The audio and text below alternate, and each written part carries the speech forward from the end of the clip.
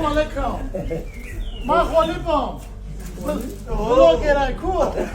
خالیب بلوگر برای خدمتی که در مردم کده یا اون کامبودی تو هم بود میکنه کم امروز از طرفم قبولش کنن با من قاطر نرفتم اما کن قاطر بی جمعه بود بردن تا پاییز 10,000 مان کردن گفتم فرو گفتم نبفرو با رفتم بارش کسته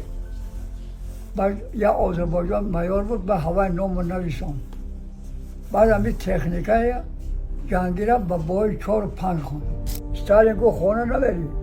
لنینگراد سولتو اینو با زابطاتی عروبی رو نشون میدی حاضی چنده ای؟ 110 110 یاشی یا زنی دیگر نتام مرا بستم اولی کیندی نشوا حالا که یک سوال دیگر نتام چهار کش مونده این نوارم ممکن بچه ها یاش تماشا کنن یک سوال دیگر همون دوره که جنگ رفتی چند ساله بودی؟ 16 ساله یکون دختره که نغز لاو زندگی بود ندکنم ممکن اجازه نبود تلفن که گپ مثل ایسا او وقت کلمان در کجا بود بابا جان خودت 110 ساله ای انا همین نوارا وست مردمی که در مسکو یا در تاجیکستان یا در دیگه شهر نویاست تماشا میکنن فقط یک سخن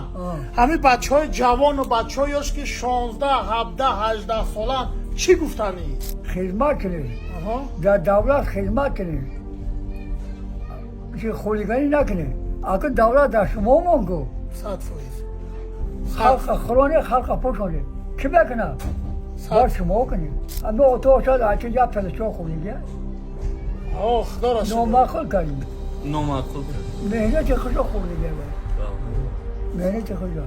100%. جگام پلشو خولی تو را در شکم 9 ماه و 9 روز و 9 ساعت گردن تاویل کرد خران پوشان کلام کرد خاندار رو کرد یکم گرم آخونی بیشت